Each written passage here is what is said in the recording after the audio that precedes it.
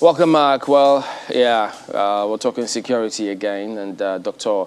Ekhomu joins us. He is a strategic security consultant. Good morning, and thank you for joining us today on the program. Well, it appears as though 1 week, one trouble, many challenges that the country is faced. Well, yet again, it's Agatu, and the Daily is reporting 40 killed in fresh attack. And we were just talking about what happened in Ekhomu the other day, and then this one. But you know, for those who are just maybe not having any security background, several theories, wild theories, go through their minds, which could inform the subsequent actions, which may not end up well for the polity. But for you, with your background and mindset about security, what's your impression about what's going on here?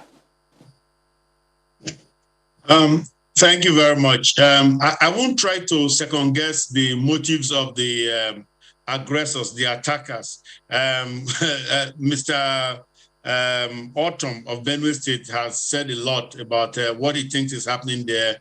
He has theorized that there's a land grab going on.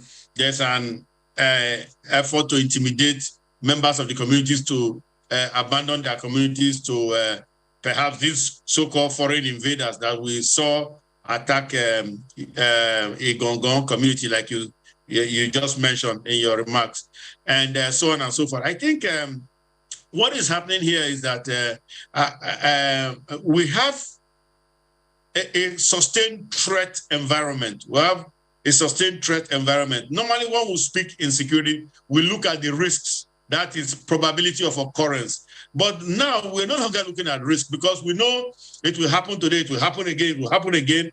Agatu has been in the news for so long for the wrong reasons. It's been attacked over and over, Gwe West. In fact, the whole of Benue State is under siege, as it were. And so I will say that it is time for us to look at protective measures. We say in security, right now, we need to focus on the threat matrix, no longer on the risk assessment. Let's focus on the threat matrix because we know it's going to happen. So the question is, who are the aggressors? How many of them are coming? Because that you can learn that from their MOs, from their modus operandi. How many of them are coming? Then what are the rings of security? That's what are the circles of security you have around your assets? Assets now being the people in Benue State, the people of Benue State, the people of Agatu, the whole community, whatever you call that community, the land, their little huts, whatever it is, their homesteads. You know, this is what we ought to now focus on. Now, who is going to do this focusing? I have said this practice or this tendency to say federal government, President Buhari, I don't know who else is there in federal government, Mr. Lawan, Senate President, the Chief of Defense Staff, General Irabo, now the new Chief of Army Staff, Yaya. This is not really security. Security is built from ground up, not from up down. So the community leaders must rise up now to protect their domains. Now, the question, of course, everybody will quickly say, Dr. Ona, what are you saying? How do they protect their domains when they don't have arms? Of course, they have so many. They have a lot at their disposal. First of all, we look at I already said, please, Mr. Chamberlain, get my argument. I said we are in a threat status right now. We are only looking at the threat matrix. And the threat matrix, typical threat matrix will say intention, motivation, and capability. Okay? Now, we've already identified that the threats, the aggressors, that's the header, militia, whatever you want to call them. Sometimes they call them bandits. I don't think those are bandits because I don't want to conflate them. Bandits are operating in the Northwest. These are the guys terrorizing Zamfara, Katsina, Sokoto. Let's leave them to be terrorizing those guys. But let's come to the middle belt, that is to Benue, where you are focusing today. These are header militias operating here. We know that. How do we know? From arrest records. We know from even fatality records on the side of the enemies. So, having said that, what is it that we need to do here? We need to set up tripwires. Well, I've said tripwire, and then somebody said, Dr. Ona, don't trip on your wire. I said, no, I'm not going to trip. Tripwire is just an intelligence concept where you have something further down the street to indicate. Now, they said, let's look at this attack on Agatu. they said these are militias that are operating in Nasarawa State. Now, first, certainly, Governor Sule and his people in Nasarawa, they have a problem. They shouldn't be keeping militias in their state. I mean, not they are keeping them, but they shouldn't have them. They should attempt to flush them out. However, they're going to do that. That's their problem. But let's focus on Benue. Now, they said they came through Gua West, and then they came into Agatu LGA. So what is that? There's penetration. They have penetrated.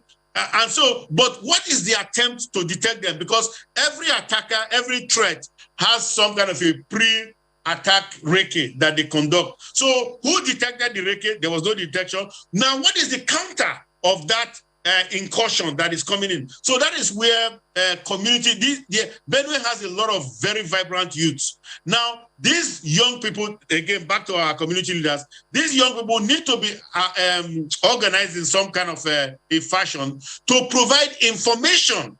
You know, these guys are not spirits. They didn't just disappear and show up in Agatu. They came through Gua West, for goodness sake. Who informed the community leaders in Agatu or anywhere else? Why does Mr. Autumn not have a command and control center in Makurdi? That's what he needs to do. He should set up something like that so that if there's any threat of that nature, it will be transmitted to Makurdi, and Makurdi will relay to all surrounding areas based on the direction of travel. He can now say, look, expect an attack from some bastards riding on motorbikes and what have you. You know, look, we need to get a security architecture that works. It's not about looking at Mr. Buhari or looking at whoever is at the federal level. The Benue governor ought to stand up along with his community leaders. Now, let them stand up and defend their communities. Nobody's going to defend it for you, for goodness sake. You know, we don't know what exactly he's got.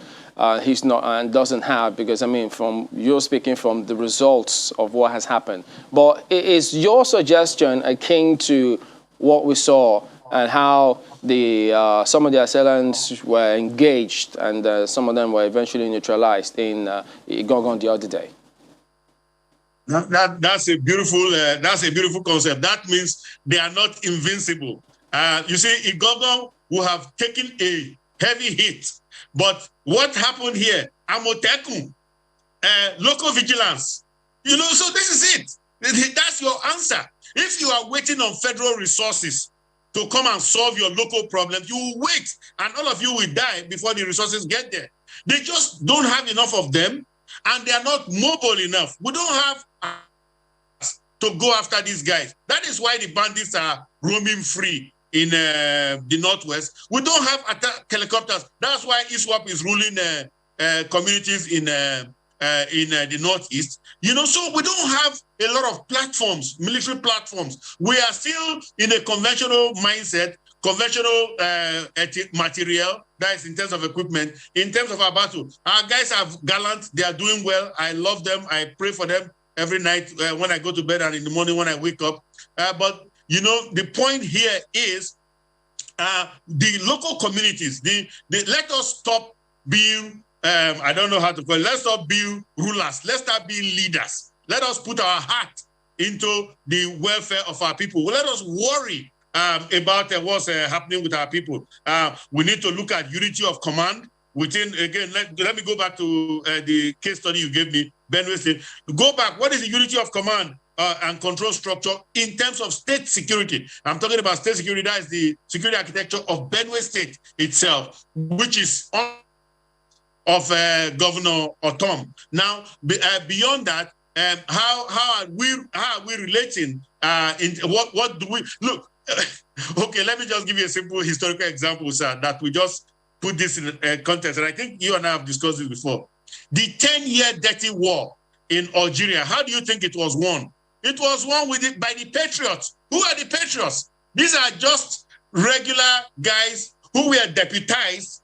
They had the regular Algerian army and all that, but you had these regular guys who were deputized with ordinary chakabulas, what do we call it, den guns, and who control the countryside.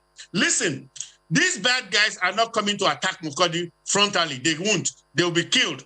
So what do? They attack isolated, isolated rural areas. So that's what it is. You know, so you now have to design a security infrastructure or a security architecture that takes care of that rural area. Then what's the infrastructure you have? Where are the people? How are they arranged?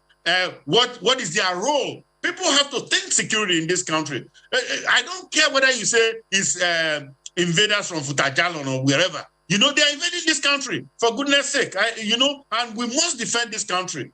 You know, this is it's so simplistic. I can't understand why we don't understand it. Well, there's something you said earlier, Dr. Ekhomu. Two things that I would like you to find a way to bridge for us. First of all, you talked about the need for us to focus on the threats as opposed to waiting for something to happen. That's the way it sounds. And then you also talked about the need for us to build security from the ground up, not from the top down. That suggests that there is a way we need to engage the people. So how do we do that? You've also mentioned over and over again here now that there is a need for the people, for us to protect the people and all of that. So there needs to help us find a marriage here of that threats, you know, tackling it from the threat as opposed to the attack. In other words, being proactive as opposed to being reactive. At least that's the way it sounds to me. And then speak to the idea of building the security from ground up as opposed to from top down. How do we go about it? Mr. Makinde, that's a beautiful question. I love it. You see, we need to, so I am saying, let us stop thinking conventional. Conventional means we are looking from outside in. That is how that's why we always call on the federal resources. Where's the federal government? Where's Mr. Buhari? I am saying let's do an outward-facing infrastructure. Let us build a dynamic and outward-facing security. So how does that work? First of all, it's our community that is under attack. The local communities, they are under attack. Okay, right now, we know that. That's well established. I'm sure that even though you are very loyally your presentations, you would not agree, you would not disagree with that. Now, I think secondly, sir, that we need to adopt what we call hunter mentality. What is happening here? This is an asymmetric attack. Look at the attack in Agatu. They came 5:45. By 6:45, they were done and they were gone. So what does that tell you? It's asymmetrical. They don't pick a time. Look at what they did in Igongon. They went to Igongon and that was a midnight attack. Okay, but thank God the Igongon guys were waiting. They were laying in wait for that attack. So that also shows that these regional and local security apparatus, they work. They really do work. Because if you were waiting for troops to come from Abuja, or where is the closer place, from Ibadan, a second div to come and save them, they will have all been slaughtered before they got there. It was the capability on ground. It was repelling that attack that discouraged them. That's called deterrence. Another concept in security, deterrence. So they were, first they detected them. Certainly there was some kind of a local tripwire. They protected, they defended, and that deterred them, and they went back.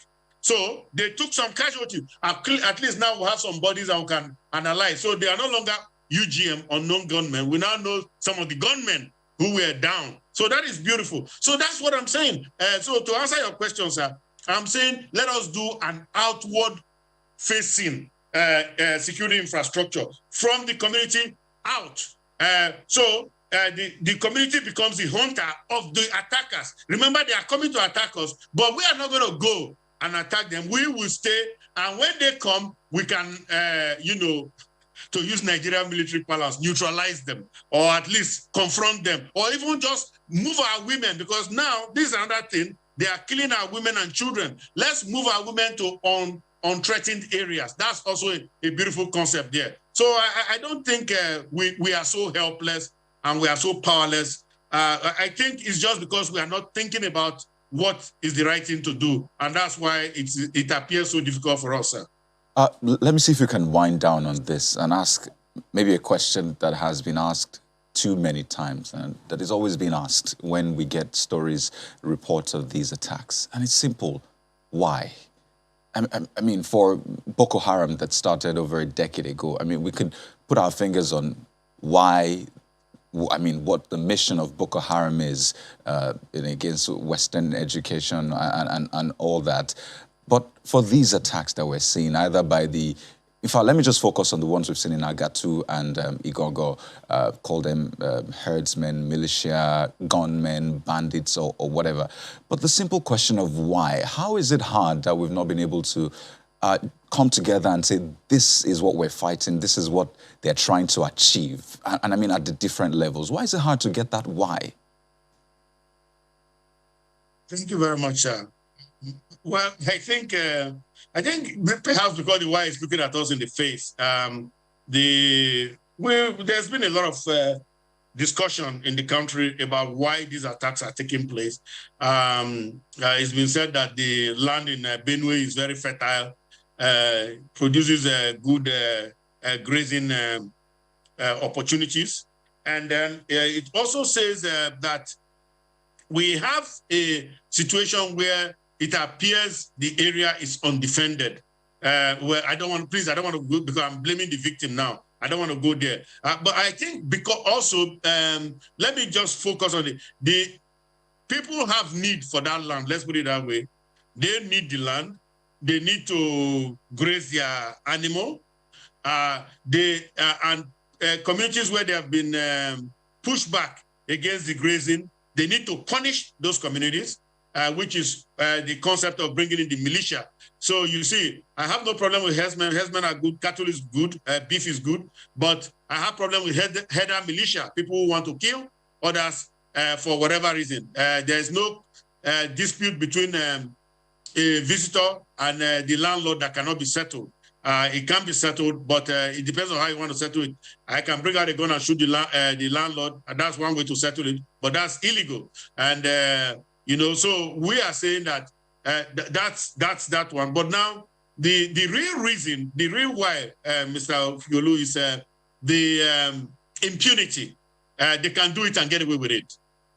So that's why I'm saying let us change our security architecture, because right now it's clearly with impunity. You can do it with great freedom. You do it and you get away with it.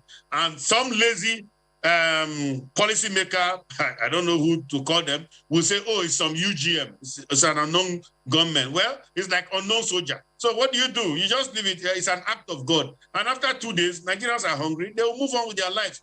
But, when you start making the UGM pay, he will say, these people, they are too serious here. He will move somewhere else. So let's move the threat next door. That's always our goal in security. We never say we are going to defend the whole. That's why it's better to do a community-based security architecture. You're not trying to defend the whole country. That's the work of the Nigerian police and the Nigerian military. You defend your own local community. They will go to the next community. Now, if those guys borrow from your book, it's like what's happening around the country now. Amotekun is becoming a success model. And I believe you and I are marking them. We discussed this many years ago, some time ago when they started the Baba Amotekun.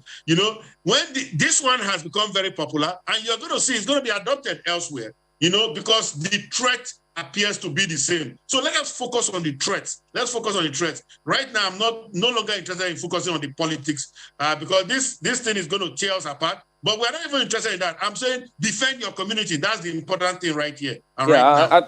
And it's a very important area to live in. And I think subsequently, those are some of the things that we need to focus on moving forward. Because, they say, if you want to make anybody do anything, make it easy for them to do it. So defending your little space will just amount to much if it's put together. We do thank you very much indeed for your perspective this morning, Dr. Ekhomu, Strategic Security Consultant. Thank you, Mr. Chamberlain, for having me.